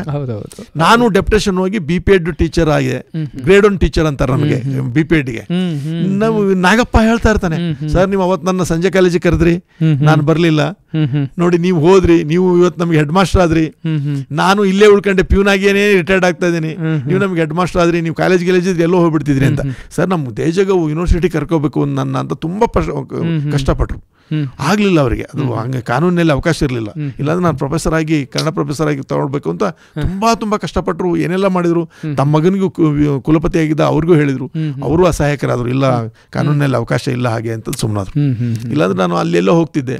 ಅಲ್ಲಿ ನೋಡಿ ಸರ್, ಸಂಜೆ ಕಾಲೇಜಲ್ಲಿ ಸಂಜೆ ಮಲ್ಲಿಗೆ ಅಂತ ಒಂದು ಪತ್ರಿಕೆ ತರ್ತಾ ಇದ್ರು. ಆ ಪತ್ರಿಕೆಗೆ ನಾನು ಮೊದಲು ಕವಿತೆ ಬರೆದೆ, ತವರಿನಲ್ಲಿರುವವಳಿಗೊಂದು ಪತ್ರ ಅಂತ. ಅದನ್ನ ನೋಡ್ಬಿಟ್ಟು ನಮ್ಮ ಅನಂತರಾಮು ಸರು, ನಮ್ಮ ಪ್ರೊಫೆಸರ್ ಭೈರವಮೂರ್ತಿ ಸರು ಇಬ್ಬರೂ ನನ್ನ ಹುಡುಕೆಂದು ಬಂದು, ನೀನು ಸಂಜೆ ಬಂದು ಕಾಣಪ್ಪ ನನ್ನ ಅಂತ ಹೇಳಿದರು. ಸಂಜೆ ಹೋಗ್ಕೊಂಡ್ರೆ ನನಗೆ ಮೊದಲು ಸರ್ ಈ ಡ್ರೈ ಫ್ರೂಟ್ಸ್ ತಿಂದವನಲ್ಲ ನಾನು, ನನಗೆ ಅವತ್ತು ಬಾದಾಮಿ, ಕಲ್ಸಕ್ರೆ, ಆ ಥರದ ಡ್ರೈ ಫ್ರೂಟ್ಸ್ ಎಲ್ಲ ಕೊಟ್ಟು ನನ್ನ ಜೊತೆ ಕೂರಿಸ್ಕೊಂಡು ಕಾಫಿ ಕೊಟ್ಟು, ನಿಮ್ಮ ಕವಿತೆ ತುಂಬ ಚೆನ್ನಾಗಿದೆ, ನಿಮ್ಮೊಳಗೊಳಗೆ ಒಬ್ಬ ಅದ್ಭುತ ಕವಿ ಇದ್ದಾನೆ, ಆ ಕವಿಯನ್ನು ಸಾಯಕ್ಕೆ ಬಿಡಬೇಡಿ, ಬೆಳೆಸ್ತಾ ಹೋಗಿ ಅಂತ ಅನಂತರಾಮು ಸರು, ಪ್ರೊಫೆಸರ್ ಅನಂತರಾಮು ಸರು, ಪ್ರೊಫೆಸರ್ ಭೈರವಮೂರ್ತಿ ಸರ್ ಅಂದರೆ ಅವರಿಬ್ಬರು ನನ್ನ 2 ಕಣ್ಣುಗಳಿದ್ದಾಗೆ. ಅವರು ನನ್ನನ್ನು ಗೌರವಿಸಿ, ಪ್ರೊಫೆಸರ್ G ಪದ್ಮಾ ಅಂತ ಇದ್ರು ಸರ್ ಪ್ರಿನ್ಸಿಪಾಲ್ರು, ಅವ್ರ ಜೊತೆ ಕೂರಿಸ್ಕೊಂಡು ನಾನು ಡ್ರೈ ಫ್ರೂಟ್ ತಿಂದು ಕಾಫಿ ಕುಡಿದೆ ಸರ್. ಅವತ್ತು ನನ್ನ ಹೆಮ್ಮೆ, ನನ್ನ ಸಂತೋಷ ಅಪಾರದ, ಅಪರಂಪಾರ ಆನಂದ, ಸಾರ್ಥಕ ಭಾವ. ನಾನೆಲ್ಲೂ ಸರ್ ಸೌದೆ ಹೊತ್ಕೊಂಡು ನಾನು ಗುಡ್ದಿಂದ ಇಳಿತಾ ಇರುವಾಗ ಅಲ್ಲೆಲ್ಲೋ ಕರಡಿ, ಕಟ್ಟಿಗೆ ನಮ್ಮ ಜೊತೆಗೆ ಬಂದಂಥ ಜೊತೆಗಾರರು ಕೂಗರು, ಕರಡಿ ಬಂತು ಬಾ ಬೇಗ ಇಳಿದು ಅಂತ. ಕರಡಿ ಗುಡ್ದಿಂದ 6 ಕಿಲೋಮೀಟ್ರ್ 7 ಕಿಲೋಮೀಟ್ರ್ ಸೌದೆ ಹೊತ್ಕೊಂಬರ್ಬೇಕು, ಕವಳೆ ಹಣ್ಣು ತಿನ್ನಬೇಕು. ಎಲ್ಲರ ಮನೆಯಲ್ಲಿ ರೊಟ್ಟಿ ಗಿಟ್ಟಿ ಕಟ್ಕೊಂಬಂದರೆ ನಮ್ಮ ಮನೇಲಿ ಅವ್ವ ಏನೂ ಇಲ್ಲಪ್ಪ ಅನ್ನೋದು. ಅಲ್ಲೆಲ್ಲ ಮಾವಿನಕಾಯಿ, ಬಿದ್ದದ್ದು ಮಾವಿನಕಾಯಿ ತಿನ್ನಬೇಕು. ಪರಗಿ ಹಣ್ಣು ಅಂತ ಬರುತ್ತೆ, ಅವನ್ನ ಬೀಜ ಸಮೇತ ತಿಂದ್ಬಿಡ್ತಾ ಇದ್ದೆ ನಾನು. ಯಾಕೆಂದರೆ ಅದು ಬರೀ ಸಿಪ್ಪೆ ಅಷ್ಟೇ ತಿಂದು ಬೀಜ ಹೋಗಿದ್ರೆ ಹೊಟ್ಟೆ ತುಂಬ್ತಿರ್ಲಿಲ್ಲ. ಕವಳಿ ಹಣ್ಣು ಅಂತ, ಈ ಕವಳಿ ಕಂಟಿಯ ಹಣ್ಣು, ಹೊಳೆವ ಹಾಂಗ ಕಣ್ಣಿರುವ ಹೆಣ್ಣು, ನಿನ್ನವೇನ ಈ ಕಣ್ಣು ಅಂತಂದು ಬೇಂದ್ರೆಯವ್ರು ಬರ್ತದೆ ನೋಡಿ, ನೀ ಹಿಂಗೆ ನೋಡಬೇಡ ನನ್ನ. ಆ ಕವಳಿ ಕಂಟಿ ಹಣ್ಣು ಅಲ್ಲಿ ಕಾಡಲ್ಲಿ ಸಿಗ್ತವೆ. ಆ ಕವಳಿ ಕಂಟಿ ಹಣ್ಣನ್ನು, ಮಾವಿನ ಹಣ್ಣುಗಳನ್ನು, ಪರಿಗಿ ಹಣ್ಣುಗಳನ್ನು, ಬಹಳಷ್ಟು ಗೆಡ್ಡೆ ಗೆಣಸುಗಳನ್ನು ತಿಂದು ಬೆಳೆದು ನಾನು. ಅಲ್ಲ, ಅದ್ಭುತದ ಅನುಭವಗಳ ಸರ್. ತಾವು ಆರಂಭದಲ್ಲಿ ಹೇಳುವಾಗ ಅಂದರೆ ತನ್ನ ಸ್ನೇಹಿತ ಹೇಳ್ತಾ ಇದ್ದ ನಿನ್ನೊಳಗೊಬ್ಬ ಕವಿ ಇದ್ದಾನೆ ಅಂತ. ಸೊ ಹಾಗೆ ಬೆಳೆದ ನಂತರವೂ ಕೂಡ ಒಬ್ಬರು ಮಹಾನ್ ಕವಿಗಳು ಹೇಳ್ತಾರೆ ನಿನ್ನೊಳಗೊಬ್ಬ ದೊಡ್ಡ ಕವಿ ಇದ್ದಾನೆ ಅಂತ. ಸೊ ಹಾಗೆ ಎಲ್ಲ ಅನುಭವಗಳಿಂದ ಅರ್ಥ ಆಗೋದೇನೆಂದರೆ ಪ್ರತಿಯೊಬ್ಬ ವ್ಯಕ್ತಿಯಲ್ಲೂ, ಪ್ರತಿಯೊಬ್ಬ ವಿದ್ಯಾರ್ಥಿಯಲ್ಲೂ ಒಂದು ಸಾಮರ್ಥ್ಯ ಇದೆ. ಅದನ್ನು ಗುರುತಿಸ್ಕೊಳ್ಬೇಕು, ಅದನ್ನು ಉತ್ತೇಜಿಸಬೇಕು, ಅದನ್ನು ಸಾರ್ಥಕಗೊಳಿಸ್ಕೋಬೇಕು. ಆಗ ಖಂಡಿತವಾಗ್ಲೂ ಪ್ರತಿಯೊಬ್ಬರು ಸಾಧನೆ ಮಾಡಲಿಕ್ಕೆ ಸಾಧ್ಯ ಇದೆ ಅಂತ ನನಗೂ ಕೂಡ ಅನಿಸುತ್ತೆ ಸರ್. ತಮ್ಮ ಜೊತೆ ಮಾತನಾಡ್ತಾ ಇದ್ದರೆ ಸಮಯ ಹೋಗೋದೇ ಗೊತ್ತಾಗಲಿಲ್ಲ. ಇನ್ನೂ ಸಾಕಷ್ಟು ಮಾತನಾಡಬೇಕು ಅನಿಸುತ್ತೆ. ಅದೇ ಸಮಯದ ಅಭಾವದಿಂದ ಕೊನೆಯದಾಗಿ ನಾನು ನಿಮ್ಮನ್ನು ಕೇಳ್ತೀನಿ, ನಮ್ಮ ಈ ಯುವ ಸಾಹಿತಿಗಳಿಗೆ ಅಥವಾ ಓದುಗರಿಗೆ ಏನು ಹೇಳಲಿಕ್ಕೆ ಇಷ್ಟಪಡ್ತೀರಿ? ನಾನು ಯುವ ಸಾಹಿತಿಗಳಿಗೆ ಬುದ್ಧಿ ಮಾತುಗಳನ್ನು ಅಥವಾ ಮಾರ್ಗದರ್ಶನವನ್ನು ಮಾಡುವಷ್ಟು ದೊಡ್ಡವನು ಅಂತ ಅಂದ್ಕೊಂಡಿಲ್ಲ. ಆದರೂ ನೀವು ಕೇಳಿದಿರಿ ಅಂತ ಹೇಳ್ತೀನಿ ಸರ್. ನನಗೆ ಒಂದಿಷ್ಟು ಕನಸುಗಳಿದ್ದು ಅಶ್ವಥ್ ಅವ್ರ ಕಡೆಯಿಂದ ಹಾಡಿಸ್ಬೇಕು ನನ್ನ ಭಾವಗೀತೆನ ಅಂತ. ಅಶ್ವಥ್ ಅವರು ನನ್ನ ಭಾವಗೀತೆ ಹಾಡಿದರು. ಹಾಡಿದ ಸಂದರ್ಭನೇ ಒಂದು ರೋಚಕವಾದದ್ದು. ಅವರು ಇಲ್ಲಿ ಸುನೀತಾ ಚಂದ್ರಕುಮಾರ್ ಅಂತಂದು ಸ್ವರ ಸಂಯೋಜನೆ ಮಾಡಿದಂಥ ರಘುಲೀಲ ಸಂಗೀತ ಶಾಲೆಯ ನಿರ್ಮಾಪಕರು, ಆರಂಭಿಕರು, ಅವರ ಸಂಸ್ಥಾಪಕರು ಎಲ್ಲ ಹೌದು. ಆ ಮೇಡಮ್ ಏನು ಮಾಡ್ತಾರೆ ಅಂತಂದರೆ, ಅಶ್ವಥ್ ಅವ್ರ ಕಡೆಯಿಂದ ಹಾಡಿಸ್ಬೇಕು ಅಂತಂದಾಗ ಒಂದು ಹಾಡು ಹಾಡ್ಸನ್ ಬಿಡಿ ಸರ್ ಅಂತಂದು ಒಂದು ಹಾಡನ್ನು ಅವ್ರಿಗೆ ಕಳಿಸ್ಕೊಡ್ತಾರೆ. ಅವಾಗೆಲ್ಲ ಫೋನು, ಮೆಸೇಜು, ಈ ಥರ SMS ಮಾಡೋಕ್ಕಿರಲಿಲ್ವಲ್ಲ ಸರ್. ಅವರು ಅದನ್ನು ನೋಡ್ತಾರೆ, ನೋಡಿ ಯಾವುದೋ ಮೂಡಲ್ಲಿ ಆಯಿತು ನಾನು ಹಾಡ್ತೀನಿ ಸುನೀತಾ ಅಂತ ಅಂದ್ಬಿಡ್ತಾರೆ. ಅದಾದಮೇಲೆ ನಾವು ಸ್ಟುಡಿಯೋಕ್ಕೆ ಹೋಗ್ತೀವಿ, ಬೆಂಗಳೂರು ಸ್ಟುಡಿಯೋಕ್ಕೆ. ಅಲ್ಲಿ ಅಶ್ವಥ್ ಬರ್ತಾರೆ ಅಂತಂದು ನನಗೆ ದೊಡ್ಡ ಸಂಭ್ರಮ. ಅವ್ರು ಮುಟ್ಟಬೇಕು, ಅವ್ರು ಟಚ್ ಮಾಡಬೇಕು. ಅಶ್ವಥ್ ಅಂತಂದ್ರೆ ನನಗೆ ಭಾಳ ಪ್ರೀತಿಯ ಗಾಯಕ. ಅವ್ರು ನನ್ನ ಹಾಡು ಹಾಡ್ತಾರೆ. ಅಯ್ಯೋ, ಅದು ಹೇಳಲಾರ್ದು ಸರ್. ಅದು ವರ್ಣನಾತೀತ, ಅದು ಪರಮಾನಂದ, ಅದು ಅಥವಾ ಎಂಥದ್ದು ಬ್ರಹ್ಮಾನಂದ. ಅದ್ರ ಆಚೆ ಯಾವುದೂ ಇಲ್ಲ. ಆ ಬ್ರಹ್ಮಾನಂದದ ಸ್ಥಿತಿಯಲ್ಲಿ ತೇಲ್ತಾ ಇರುವಾಗ ಆ ಕಡೆಯಿಂದ ಫೋನ್ ಮಾಡ್ತಾರೆ, ಸುನೀತಾ ಅವರೇ ನೀವು ಹಾಡಕ್ಕೆ ಕರೆದಿದ್ದೀರಲ್ಲ, ಆ ಕವಿ ಹೆಸರೇನು ಅಂತ. ಸರ್, ಜಯಪ್ಪ ಹೊನ್ನಾಳಿ ಅಂತ. ಜಯಪ್ಪ ಹೊನ್ನಾಳಿ, ಗಿಪ್ಪಯ್ಯಪ್ಪ ಹೊನ್ನಾಳಿ ಯಾರೋ ಗೊತ್ತಿಲ್ಲ ರೀ, ನಾನು ಅವರು ಇವ್ರದ್ದು ಅಂಥದ್ದೆಲ್ಲ ಹಾಡಲ್ಲ. ಈಗ ಏನಿದ್ರು ಬೇಂದ್ರೆ, ಕುವೆಂಪು, ಪೂತಿನ ಇಂಥವ್ರದ್ದಿದ್ರೆ ಹೇಳ್ರಪ್ಪ. ನೀವು ಅವತ್ತು ಯಾವ್ದು ಬೇರೆಯವ್ರದ್ದು ಹೇಳ್ಬಿಟ್ಟು ಇವತ್ತು ಇವ್ರ ಹೆಸರು ಹೇಳ್ತಾ ಇದ್ದೀರಿ ಅಂತ ಆ ಕಡೆಯಿಂದ ಅಂತಾರೆ. ಇಲ್ಲ ಸರ್, ನಾನು ಸಾಹಿತ್ಯ ಕೊಟ್ಟನಲ್ಲ. ನೀವು ಸಾಹಿತ್ಯ ಕೊಟ್ಟಿದ್ದು ದ ರಾ ಬೇಂದ್ರೆ ಇವ್ರದಲ್ವಾ? ಇಲ್ಲ ಸರ್, ಅದು ಇವ್ರದೇನೆ, ನೀವು ಹಾಗೆ ಅನ್ಕೊಂಡಿದ್ದೀರಿ ಅಷ್ಟೇನೆ. ನಾನು ಕೊಟ್ಟಿದ್ದು ಇವ್ರದೇನೆ ಸರ್. ಸಾರಿನಪ್ಪ, ನಾನು ಅಲ್ಲ, ಅವರು ಇವ್ರದೆಲ್ಲ ಹಾಡಲ್ಲ. ಈಗಿನ ಕವಿಗಳಲ್ಲಿ ಯಾವ ಸತ್ವ ಇರ್ತದ್ರಿ? ತತ್ವನೂ ಇರಲ್ಲ, ಎಲ್ಲ ಜೊಳ್ಳು ಹಾಳು. ಅದ್ನೇನ್ರಿ ಹಾಡೋದು? ಹಾಡಲ್ಲ ರೀ. ಆದ್ರೆ ನಾನು ತಪ್ಪು ಮಾಡ್ಬಿಟ್ಟಿದ್ದೀನಿ, ಒಪ್ಕೊಂಡ್ಬಿಟ್ಟು. ಅವತ್ತು ನೀವು ನೋಡಿದ್ದನ್ನ ನಾನು ಬೇಂದ್ರೆದು ಅಂತ ಅನ್ಕೊಂಡ್ಬಿಟ್ಟೆ. ತಪ್ಪಾಗಿದೆ ನನ್ನಿಂದ. ಅದಕ್ಕೆ ಈಗ ಅದು ಎಷ್ಟ್ರಿ ಒಂದು ದಿವಸದ ಬಾಡಿಗೆ ಅಂತಾರೆ, 5,000 ಸರ್ ಇಲ್ಲಿ ಬಾಡಿಗೆ ಕೊಟ್ಬಿಟ್ಟಿದ್ದೀನಿ. ನನ್ನ ತಪ್ಪಾಗಿದೆ ರೀ, ನಾನು 5,000 ತಂದು ಕೊಟ್ಬಿಡ್ತೀನಿ ನಿಮಗೆ. ಯಾಕಂದ್ರೆ ನನ್ನಿಂದ ನಿಮಗೆ ತೊಂದರೆ ಆಗಬಾರ್ದು, ಅವ್ರಿಗೂ ತೊಂದರೆ ಆಗಬಾರ್ದು. ಬಿಟ್ಬಿಡಿಯಪ್ಪ, ನಾನು ಬೇರೆ ಕಡೆ ಎಲ್ಲೂ ಹೋಗ್ಬೇಕು ಅಂತಾರೆ. ಸರ್ ಹಾಗೆ ಮಾಡ್ಬಿಡಿ ಸರ್, ಭಾಳ ಅವ್ರ ಆಸೆ ಇಟ್ಕೊಂಡ್ರೆ ನನಗೇನ್ರಿ, ಅದೆಲ್ಲ ಆಗದೆ ಇರೋ ಕತೆ ಅಂತ ಬರ್ತಾರೆ ಅವರಲ್ಲಿ. 5,000 ಕೊಟ್ಟೋಗ್ಬೇಕು ಅಂತ. ಅವಾಗ ಸುನೀತಾ ಮೇಡಮ್ ಅವರು ಸಪ್ಪೆ ಮುಖ ಮಾಡ್ಕೊಂಡು ನನಗೆ ಹೇಳ್ತಾರೆ, ಸರ್ ನಿಮ್ಮ ಆಸೆಯಾಗೆ ಉಳ್ಕೊಂತು, ನಿಮ್ಮ ಕನಸು ನೆನಸಾಗಲ್ಲ. ಯಾಕಾಗಿ ಹೀಗೆ ಅವ್ರು ಅಶ್ವಥ್ ಅವ್ರು ಒಪ್ತಾ ಇಲ್ಲ, ನಾನು ಯಾರ್ದು ಹಾಡಲ್ಲ, ದೊಡ್ಡ ಗಾಯಕರದ್ದು ಮಾತ್ರ ಹಾಡ್ತೀನಿ. ಅವಾಗ ಒಂದು ಸ್ವಲ್ಪ ವಚನಗಳ ಬಗ್ಗೆ ಮಾತಾಡೋದು ಗಲಾಟೆ ಆಗಿರ್ತದೆ ಅಶ್ವಥ್ ಅವ್ರ ಬಗ್ಗೆ. ವಚನಗಳಲ್ಲಿ ಏನಿದೆ ಸತ್ವ ಅಂತದೆಲ್ಲ ಮಾತಾಡ್ಬಿಟ್ಟಿರ್ತಾರೆ ಅವರು ಯಾವುದೋ ಒಂದು ಮೂಡಲ್ಲಿ. ಈಗೆಲ್ಲ ಸಾಕಷ್ಟು ಕಾಂಪ್ಲಿಕೇಟೆಡ್ ಆಗಿದೆ, ನಾನು ಹಾಡೋದಿಲ್ಲ ಬೇರೆಯವ್ರದ್ದು ಅಂತಲೂ ಹೇಳ್ಬಿಟ್ಟಿರ್ತಾರೆ. ಹೀಗಂತಿದ್ದಾರೆ ಸರ್, ನಾವು ಅವರು ಒಂಥರ ದುರ್ವಾಸ ಮುನಿ ಇದ್ದಂಗೆ, ಕಷ್ಟ ಅವ್ರನ್ನ ಒಪ್ಸೋದು ಆಗಲ್ಲ ಅಂದ್ರೆ ಆಗೋದೇ ಇಲ್ಲ. ಅವ್ರ ಜೊತೆಗೆ ಸ್ವಲ್ಪ ಹ್ಯಾಂಡಲ್ ಮಾಡೋದು ಕಷ್ಟ ನನಗೆ, ನಾವೆಲ್ಲ ಅವ್ರ ಮುಂದೆ ಏನೂ ಅಲ್ಲ ಅಂತಂದು ಇವರು ತಮ್ಮ ಅಸಹಾಯಕತೆಯನ್ನು ವ್ಯಕ್ತಪಡಿಸಿದರು. ನಾನು ಮೇಡಮ್ ನೋಡಿ ಮೇಡಮ್, ರಿಕ್ವೆಸ್ಟ್ ಮಾಡಿ ಕೇಳಿ ಮೇಡಮ್, ಪ್ಲೀಸ್ ಮೇಡಮ್, ನಾನು ಭಾಳ ವರ್ಷಗಳ ಕನಸು ಮೇಡಮ್, ಹಾಗೆ ಹೇಗೆ ಅಂತ ಏನೇನೋ ಹೇಳಿದ್ರು ಕೇಳಿಲ್ಲ ಅವರು. ನನ್ನ ಕೈಯಿಂದ ಆಗಲ್ಲ ಸರ್, ನೋಡೋಣ ಇರಿ ಬರಲಿ ಅವರು ಅಂತ ಬರ್ತಾರೆ.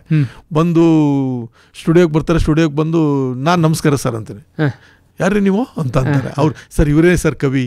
ಏನ್ರಿ ನಿಮ್ಮ ಹೆಸರು? ನಾನು ಜಯಪ್ಪ ಹೊನ್ನಾಳಿ ಸರ್. ಹೀಗೆ ಅದೇನ್ರಿ ಮೈಸೂರಲ್ಲಿ ಹೊನ್ನಾಳಿ ಅಂತ? ಸರ್ ನಾನು ಹಿಂಗೆ ಉತ್ತರ ಕರ್ನಾಟಕದಿಂದ ಬಂದನು, ಅಲ್ಲಿ ಮತ್ತು ಹೆಸರು ಬದಲಾಯಿಸ್ಕಾಗಲ್ವಲ್ಲ ಸರ್, ಅದೇ ಹೆಸರು ಇದೆ. ಹಾಗೆ ಸರಿಯಪ್ಪ, ನಾನು ಬೇಜಾರು ಮಾಡ್ಕೊಬೇಡಿ, ಹಾಡಲ್ಲ ನಾನು ಅದನ್ನೆಲ್ಲ ಒಂದು ನೀಟಾಗಿ ಬರ್ಕೊಂಡು ಹಾಗೆ ಇಟ್ಕೊಂಡು, ಮೇಡಮ್ ಅವರು ಸುನೀತಾ ಮೇಡಮ್ ಅವರು ನೀಟಾಗಿ ಮಾಡ್ಕೊಂಡು ಇಟ್ಕೊಂಡಿರ್ತಾರೆ, ಅವ್ರಿಗೆ ಕೊಡ್ಬೇಕು ನೋಟು ಅಂತ. ಆಮೇಲೆ ನಾನು ದಯವಿಟ್ಟು ಬೇಜಾರು ಇಲ್ಲ ಸರ್, ನಾನು ಭಾಳ ದಿವಸದ ಕನಸು ಸರ್, ತುಂಬ ಆಸೆ ಇಟ್ಕೊಂಬಿಟ್ಟಾರೆ ಸರ್, ನೀವೇ ಹಾಡಬೇಕು ಅಂತಂದು. ಆಗಲ್ಲಮ್ಮ, ಅವ್ರಿಗೇನೋ ಗೊತ್ತಾಗಲ್ಲ, ನಿಮಗೂ ಗೊತ್ತಲ್ಲ, ನಾನು ಹೇಳಿಲ್ವ ಫೋನ್ನಲ್ಲೇ, ತಗೊಳ್ಳಿ ಅಂತಂದ್ಬಿಟ್ಟು ಕೈಲಿರ್ತದಲ್ಲ ಕೊಡಿ ಇಲ್ಲಿ ಅಂತಂದ್ಬಿಟ್ಟು ಇಸ್ಕೊಳ್ತಾರೆ. ಇಸ್ಕೊಂಡು ಆ ಸಾಹಿತ್ಯ ನೋಡ್ತಾರೆ ಸರ್.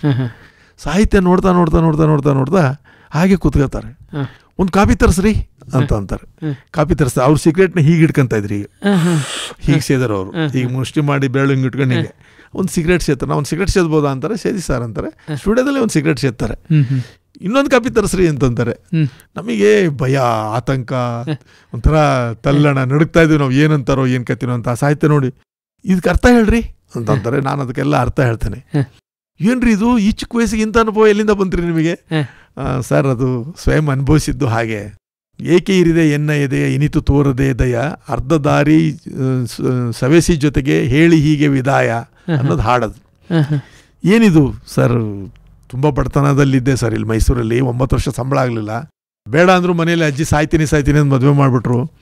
ಮದುವೆ ಮಾಡ್ಕೊಂಬಂದೆ. ನಮ್ಮ ಸಂಬಂಧಿಕರೊಳಗೆ ಅತ್ಯಂತ ಬಡತನದಲ್ಲಿರೋ ಹೆಣ್ಮಗಳನ್ನ ಮದುವೆ ಮಾಡ್ಕೊಂಬಂದೆ. ಅವ್ರ ಬಡತನ ಎಷ್ಟಿತ್ತು ಅಂದರೆ ನಾನೇ 10,000 ಕೊಟ್ಟು ಮದುವೆ ಮಾಡ್ಕೊಂಬಂದೆ. ಆದರೆ ನಾನು ಅನ್ಕೊಂಡು ಜೀವನ ಅವ್ರು ಮಾಡೋಕ್ಕೆ ತಯಾರಾಗಲಿಲ್ಲ. ನಾನು ಮೇಷ್ಟ್ರು ಅಂತ ಬಂದೆ, ಇಲ್ಲಿ ನೋಡ್ರಿ ಇವ್ರು ಕೂಲಿ ಮಾಡ್ತಾರೆ ಅಂತಂದು ಏನೆಲ್ಲ ಊರವ್ರ ಮುಂದೆಲ್ಲ ನನ್ನ ಅವಮಾನ ಅಪಮಾನ ಮಾಡಿ, ಮೇಷ್ಟ್ರು ಕೆಲಸ ಅಷ್ಟೇ, ಸಂಬಳನೂ ಇಲ್ಲ, ಏನೂ ಇಲ್ಲ, ಇವ್ರಿಗೆ ಪಗಾರನೇ ಇಲ್ಲ, ನಮ್ಮ ಕಡೆ ಪಗಾರ ಅಂತ ಪಗಾರನೇ ಇಲ್ಲ, ಇಲ್ಲೆಲ್ಲ ಕೂಲಿ ಹೋಗ್ತಾರೆ ಇವರು ಅಂತ ಹೇಳಿ ನನಗೆ ಅವಮಾನ ಅಪಮಾನ ಮಾಡಿಬಿಟ್ಟು 2 ಮಕ್ಕಳಾದಮೇಲೆ ನನ್ನನ್ನು ಬಿಟ್ಟು ನಡನೀರಲ್ಲಿ ಹೋಗ್ಬಿಟ್ಲು ಸರ್. ಅರ್ಧ ದಾರಿಲಿ ಅವಳನ್ನು ಕಳಿಸಿ ಅದೇ ಬಸ್ಸಲ್ಲಿ ಬಸ್ಸಿನ ಚೀಟಿ ಹಿಂದೆ ಬರ್ಕೊಂಬಂದು ಹಾಡು ಸರ್ ಇದು ಅಂತ ಹೇಳ್ತೀನಿ. ಕೂತ್ಕೊಂಡ್ಬಿಡ್ತಾರೆ ಅವರು. ಇದೇನ್ರಿ ಇವು ಈ ಪದಗಳು ಅರ್ಥ ಹೇಳ್ರಿ, ಅವೆಲ್ಲ ಅರ್ಥ ಹೇಳ್ತೀನಿ ನಾನು. ಅದನ್ನು ಅವರು ಸುನೀತಾ ಹಾಡ್ತೀನಿ ರೀ, ಎಲ್ಲಿದ್ದೀರಿ ಇವರು ಜಯಪ್ಪ ಹೊನ್ನಾಳಿ ಇಷ್ಟು ದಿವಸ ಹಾಡ್ತೀನಿ ರೀ, ನಾನು ಹಾಡ್ತೀನಿ ರೀ. ಆಮೇಲೆ ನಿಮ್ಮ ಇತರ ಕವಿತೆಗಳನ್ನ ಕೊಡಿ ಅಂತಾರೆ. ನನ್ನ ಕವಿತೆಗಳನ್ನ ಅಲ್ಲೇ ಇರ್ತೀವಿ, ಒಂದು ಬುಕ್ಸ್ ತೊಗೊಂಡೋಗಿರ್ತೀನಿ, ಕೊಡ್ತೀನಿ, ನೋಡ್ತಾರೆ. ಸುನೀತಾ ನಿಮ್ಮ ಕವಿ ಕಿತ್ಕೊಳ್ತಾ ಇದ್ದೇನೆ ರೀ ನಾನು. ನೋಡಿ ಜಯಪ್ಪ, ನೀವು ಈ ರಜಕ್ಕೆ ಬಂದ್ಬಿಡಿ, ನನಗೆ ಒಂದು 30 ಕವಿತೆ ತನ್ನಿ, ನಾನು ಅದರಲ್ಲಿ 20 ಆಯ್ಕೆ ಮಾಡ್ಕೊತೀನಿ, ಅಂತಿಮವಾಗಿ 9 ಒಂದು 18 ಹಾಡುಗಳನ್ನ ನಾನು ಮಾಡ್ತೀನಿ, ನಾನೇ ಮಾಡ್ತೀನಿ. ತುಂಬ ಚೆನ್ನಾಗಿದೆ ರೀ ಸಾಹಿತ್ಯ, ಯಾಕ್ರಿ ಬರಿತೀರಿ ಇದೆಲ್ಲ? ನನ್ನ ಮೆದುಳಿಗೆ ಕೈ ಹಾಕಿಬಿಟ್ಟಿದ್ರಲ್ರಿ, ಎಲ್ಲಿದ್ರಪ್ಪ ಇಷ್ಟು ದಿವಸ? ಸುನೀತಾ ಬೇಜಾರಿಲ್ಲ ತಾನೇ ನಿಮ್ಮ ಕವಿ ಕಿತ್ಕೊತೆ? ಇಲ್ಲ ಸರ್, ಖಂಡಿತ ಮಾಡಿ ಸರ್, ಸಂತೋಷ ಸರ್. ಅವ್ರು ನಿಮ್ಮ ಕಡೆಯಿಂದ ಹಾಡಿಸ್ಬೇಕು ಒಂದು ಹಾಡ ಅಂತಂದು ಅವ್ರ ಜೀವ ಬಿಗಿ ಹಿಡ್ಕೊಂಡು ನಿಂತ್ಕೊಂಡಾರೆ ಸರ್ ಅಂತ ಅವರೆಲ್ಲ ಪಾಪ ನನ್ನ ಬಗ್ಗೆ ತುಂಬ ಒಳ್ಳೆ ಮಾತುಗಳನ್ನ ಹೇಳ್ತಾರೆ. ಮೇಡಮ್ ಮಾತಿಗೂ ನನ್ನ ಮಾತಿಗೂ ಸಂಪ್ರೀತರಾದಂಥ ಅಶ್ವಥ್ ಸರ್ ಅದನ್ನ ಹಾಡ್ತಾರೆ. ಹಾಡ್ತಾ ಅಲ್ಲೇ ಕುಣಿಯಕ್ಕೆ ಸ್ಟಾರ್ಟ್ ಮಾಡ್ತಾರೆ ಸರ್. ಏಕೆ ಇರಿದೆ ಅಲ್ಲೊಂದು 10-12 ಸರಿ ಏಕೆ ಅಂತ ಬರುತ್ತೆ. 10-12 ಸರಿ ಏಕೆನಾ ಹೇಗೆ ಕೊಡ್ತೀನಿ ಅಂದರೆ ಸುನೀತಾ ಅವರೇ, 10-12 ಟೈಪ್ ಕೊಡ್ತೀನಿ. 10-12 ರೀತಿಯಲ್ಲಿ ಏಕೆ ಹಾಡ್ಬೇಕು, ಒಂಥರ ಹಾಡಬಾರ್ದು. ಆಮೇಲೆ ಅಲ್ಲೆಲ್ಲೋ ಒಂದ್ ಕಡೆ ಗಂಟ್ಲು ಸ್ವಲ್ಪ ಧ್ವನಿ ಹೊಡೆದಂಗೆ ಇರ್ತದೆ. ಅದನ್ನ ಹೆಂಗ್ ಹೇಳುದು ದೊಡ್ಡ ಗಾಯಕರು ಅಂತಂದ್ರೆ, ನಾವು ಗುಸುಗುಸು ಮಾತಾಡೋದು ಅವ್ರಿಗೆ ಕೇಳ್ಬಿಡ್ತದೆ. ಏನ್ರಿ ಅಲ್ಲಿ ಒಂದ್ ಸ್ವಲ್ಪ ಧ್ವನಿ ಹೊಡೆದಂಗಿದೆ ಅಂತನಾ? ಪ್ರಾಣನೇ ಇಟ್ಕೊಂಡಿರೋ ಹೆಂಡತಿ ಬಿಟ್ಟು ಹೋಗುವಾಗ ಗಂಡ ಬಡವ ಅಂತಂದು ಗಂಟ್ಲು ಒಡೆದೋಗದೆ ಇನ್ನೇನ್ರಿ ಆಗುತ್ತೆ? ಅದಲ್ಲಿ ಇರ್ಲಿ ಅಂತಾನೆ ಮಾಡಿದ್ರಿ, ಒಡೆದು ಹೋಗ್ತಾರ್ತ್ರಿ. ಅವ್ನ ಬದುಕೆ ಒಡೆದೋಗಿದೆ, ಒಡೆದು ಕನ್ನಡಿ ಆಗಿದೆ, ಚೂರು ಎದ್ದೋಗಿದೆ, ಧ್ವನಿ ಹೊಡೆದೆ ಏನ್ರಿ ಅಂತಂತಾರೆ. ಅದು ಸರ್ ಅದರಲ್ಲಿ ಬರುವ 8 ಸಾರಿ 12 ಸಾರಿನೇನೋ ಇದೆ ಏಕೆ ಅಂತ. ಏಕೆ ಏಕೆ ಏಕೆ ಏಕೆ ಏಕೆ ಏಕೆ ಇರಿದೆ ಹಾಗೆ ಹಾಡ್ತಾರೆ ಅವರು. ಅದಕ್ಕೊಂದು ಜೀವ ತುಂಬ್ತಾರೆ. ಅಶ್ವಥ್ ಸರ್ ಹಾಡಿದಾಗ ಇವತ್ತು ನನ್ನ ಬದುಕು ಎಂಡಾದರೂ ಸರಿ, ನಾನು ಬಂದ ಕೆಲಸ ಆಯಿತು ಈ ಭೂಮಿಗೆ, ನನ್ನ ಬದುಕು ಒಂದು ಸಾರ್ಥಕ್ಯ ಕಂಡ ದಿನ ಸರ್ ಅದು. ಧನ್ಯೋಸ್ಮಿ ಭಾವ ಅವತ್ತು ಆವರಿಸ್ಕೊಂಡು ನನಗೆ ಇವತ್ತಿಗೂ ಹೋಗಿಲ್ಲ. ಅವರು ಕೈ ಮುಟ್ಟಿದ ಬಿಸಿಯ ಸ್ಪರ್ಶ, ಆ ಹಿತವಾದ ನೇವರಿಕೆ, ನನ್ನ ತಲೆ ಮೇಲೆ ಕೈ ಇಟ್ಟಿದ್ದು, ನನ್ನ ಬೆನ್ನು ತಟ್ಟಿ ನನಗೆ 30 ಕವಿತೆ ಬೇಕು ಅಂದಿದ್ದು, ನನಗೆ ಬರೋಕ್ಕೆ ಹೇಳಿದ್ದು, ನಾನು ಅದರಲ್ಲಿ ಆಯ್ಕೆ ಮಾಡ್ಕೊಂಡು ನಾನೇ ಸ್ವರ ಸಂಯೋಜನೆ ಮಾಡಿ ನಾನೇ ಒಂದು 8 ಹಾಡ್ತೀನಿ ಅಂದಿದ್ದು, ಅದನ್ನು ನಾನು ಜೂಟ್ಗೆ ನೋಡ್ಕೊಂತಿದ್ದೇನೆ ಸರ್. ನಾನು ಇದು ಕನಸ ಅಂತ ದೌರ್ಭಾಗ್ಯ ನೋಡಿ ಸರ್. ಆಯ್ತದು ಅದನ್ನ ಹಾಡಿದ್ರು, ಅದ್ಭುತವಾಗಿ ಮೂಡಿ ಬಂತು, ಎಲ್ಲ ಆಯ್ತು, ಖುಷಿ ಆದ್ರು. 2 ತಿಂಗಳಾಗಲಿಲ್ಲ ಸರ್, 3ನೇ ತಿಂಗಳು ನಾನು ಹೋಗಬೇಕು. ನನ್ನ ಹೆಂಡ್ತಿ ಕರೆದು ಟಿವಿಲಿ ಏನೋ ಬರ್ತಾ ಇದೆ, ಬನ್ನಿ ಇಲ್ಲಿ ಅಂತ ಕೂಗಿದ್ಲು. ಏನು ಅಂತಂದ್ರೆ, ನೋಡಿ ಅಲ್ಲಿ ಅಶ್ವಥ್ ಅವ್ರು ಇನ್ನಿಲ್ಲ ಅಂತ ಬರ್ತದೆ, ನೋಡಿ ಅಲ್ಲಿ. ನೋಡ್ತಾ ಇದ್ದೀನಿ, ಹೃದಯಾಘಾತದಿಂದ ನಿಧನ, ಅಶ್ವಥ್ ಇನ್ನಿಲ್ಲ, ಭಾವಲೋಕದ ದಿಗ್ಗಜ ಕಣ್ಮರೆ ಅಂತ ಬರ್ತಾನೆ ಆಯ್ತು. ಇನ್ನೊಂದು ತಿಂಗಳು ಬಿಟ್ರೆ ನಾನು CD ಮಾಡ್ಬೇಕಿತ್ತು ಸರ್. ಒಂದು ಹಾಡಿದ್ವಲ್ಲ ಸರ್, ನಮಗೆ ಪ್ರಾಪ್ತವಾದದ್ದು ಅಷ್ಟೇ ಪುಣ್ಯ, ಅದು ನಮ್ಮ ಭಾಗ್ಯದಲ್ಲಿ ಬರೆದದ್ದು ಅಷ್ಟೇ. ಅದ್ಭುತ ಸರ್. ತಮ್ಮ ಅನುಭವಗಳನ್ನು ಕೇಳಿದರೆ ಯಾವುದು ಅಸಾಧ್ಯ ಅನಿಸುತ್ತೆ, ಅಥವಾ ಯಾವುದು ನೋವು, ಯಾವುದು ನಲಿವು ಪ್ರಶ್ನೆಗಳು ಉಟ್ಕೊಳ್ಳುತ್ತೆ. ಸೊ ಆ ನೋವುಗಳನ್ನು ನಲಿವಾಗಿ ಕನ್ವರ್ಟ್ ಮಾಡ್ಕೊಳ್ಳೋದು ಹೇಗೆ? ನಮ್ಮಲ್ಲೇ ಇದೆ, ಆ ಶಕ್ತಿ ಇದೆ ಸರ್. ನೀವು ಈಗ ನಾನು ಒಬ್ಬನೇ ಇದ್ದೀನಿ, ಇದು ಏಕಾಂತ. ಈ ಏಕಾಂತವನ್ನು ಸುಖಾಂತವನ್ನಾಗಿ ಮಾಡ್ಕೊಳ್ಳೋದು ಗೊತ್ತಿದ್ರೆ, ಏಕಾಂತಕ್ಕಿಂತ ದೊಡ್ಡ ಸುಖಾಂತ ಇನ್ನೊಂದಿಲ್ಲ. ನೀವು ಅದನ್ನು ಸದ್ವಿನಿಯೋಗ ಮಾಡ್ಕೋಬೇಕು. ನಾನು ಒಂಟಿ ಬೇವರ್ಸಿ ನಾನು ಅಲ್ಲಿಂದ ಇಲ್ಲಿ ಬಂದಿದ್ದೀನಿ, ನನಗೆ ಯಾರು ಇಲ್ಲ, ನಾನು ಆ ಉಳಿಕೆ ಸಮಯವನ್ನು ಸದ್ವಿನಿಯೋಗ ಮಾಡ್ಕೊಳ್ಳೋದು ಕಲ್ತ್ಕೊಂಡ್ರೆ, ನೀವು ಒಂದು ಮಾತಿದೆ ನೋಡಿ ಸರ್, ನಿಮ್ಮ ಕಡೆಗೆ ಕಲ್ಲು ಎಸಿತಾನೆ ಇರ್ತಾರೆ ಜನ, ಅದನ್ನು ನೀವು ಗುಡ್ಡೆ ಹಾಕ್ಕೊಂಡು ಮನೆ ಕಟ್ಕೋಬೇಕು ಸರ್. ಅಥವಾ ಅವು ತಾಕದ ಹಾಗೆ ಎತ್ತರಕ್ಕೆ ಬೆಳಿಬೇಕು. ನೀವು ಕಲ್ಲು ಎಸೆಯುವವರು ಇಲ್ಲದೆ ಹೋದರೆ ಹಕ್ಕಿ ಹಾರೋದನ್ನು ಮರೆತು ಬಿಡುತ್ತೆ ಸರ್. ಅವ್ರು ನಮಗೆ ಉಪಕಾರ ಮಾಡಿದರೋರು, ಅವರೆಲ್ಲ ನಮ್ಮನ್ನು ಬೆಳೆಸ್ತಾರೋ. ನೀನು ಎತ್ತರಕ್ಕೆ ಹಾರು, ಎತ್ತರಕ್ಕೆ ಜಿಗಿ. ಹದ್ದಿದೆಯಲ್ಲ ಸರ್, ಹದ್ದು ನೋಡಿ, ಅದು ಈ ಎಲ್ಲ ಪಕ್ಷಿಗಳು ಮಳೆ ಬಂದರೆ ಯಾವುದ್ರ ಗೂಡು ಹುಡುಕ್ತವೆ, ಮರದ ಮೊರೆ ಪಟ್ರೆ ಹುಡುಕ್ತವೆ. ಹದ್ದೇನು ಮಾಡುತ್ತೆ ಹೇಳಿ, ಆ ಮೋಡದ ಮೇಲೆ ಹಾರಿ ಹೋಗ್ಬಿಡುತ್ತೆ ಅದು. ಆ ನೀರೇ ಸ್ಪರ್ಶಿಸಬಾರ್ದು ತನಗೆ. ಅಷ್ಟು ಎತ್ತರಕ್ಕೆ ಹೋಗಿ ಆ ವಿಸ್ತಾರದಲ್ಲಿ ಲೀನವಾಗಿ ಆನಂದಿಸ್ತದೆ. ಕೆಳಗಡೆ ಮಳೆ ಬೀಳ್ತಾ ಇರ್ತದೆ, ಅದು ತೊಯ್ದೇ ಅಲ್ಲಿ ಖುಷಿ ಪಡ್ತಾ ಇರ್ತದೆ. ನೀವು ಆ ಎತ್ತರ ಬಿತ್ತರಗಳನ್ನು ನೀವು ಕಂಡುಕೊಳ್ಳೋಕ್ಕೆ ಸಾಧ್ಯ ಆಗುತ್ತೆ ಸರ್. ಅದು ದರ್ಶನ, ಅದು ಜೀವನ ಸಂಪ್ರೀತಿಯನ್ನು ಈ ಸಾಹಿತ್ಯ ಬೆಳೆಸ್ತದೆ. ಜೀವನ್ಮುಖಿ ಆಗಿಬಿಟ್ರೆ, ಪ್ರತಿಯೊಂದನ್ನು ಧನಾತ್ಮಕವನ್ನಾಗಿ ನೋಡೋದು ಕಲ್ತ್ಕೊಂಡ್ಬಿಟ್ರೆ ಈ ಋಣಾತ್ಮಕ ಸನ್ನಿವೇಶಗಳು ಬರೋದೇ ಇಲ್ಲ.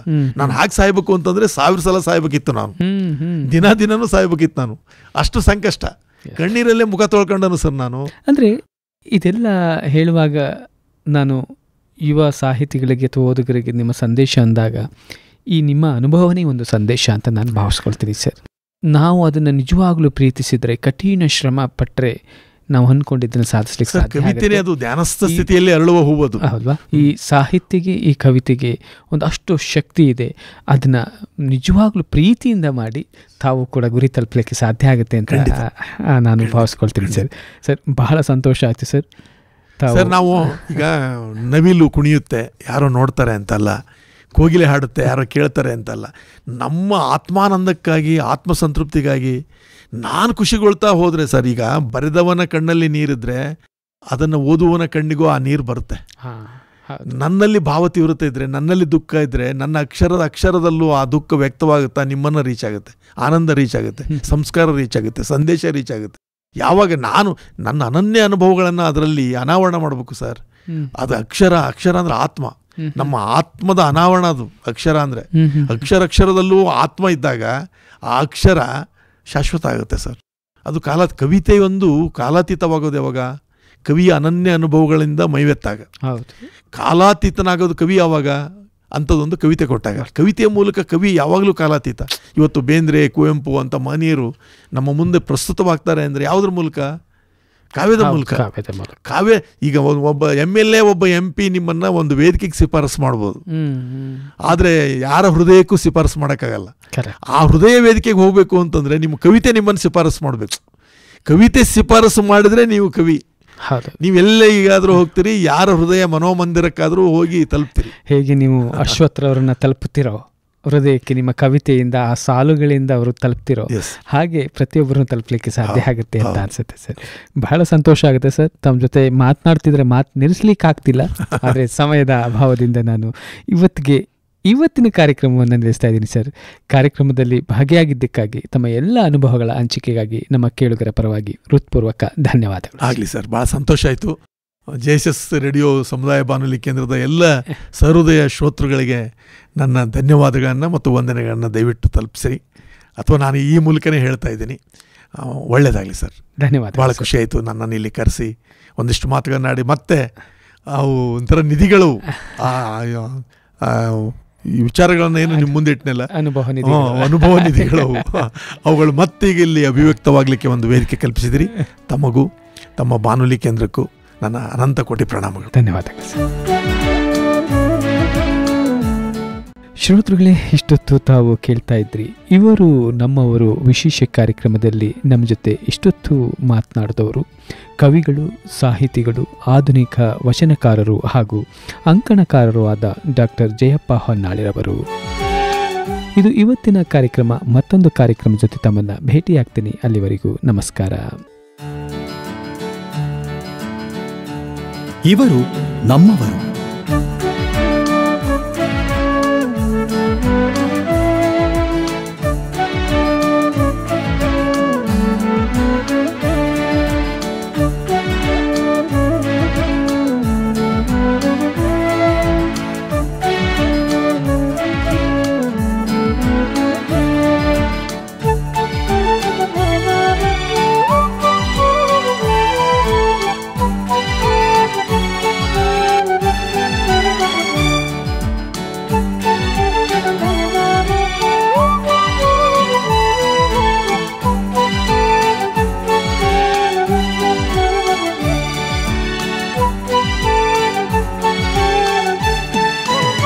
ಇವರು ನಮ್ಮವರು.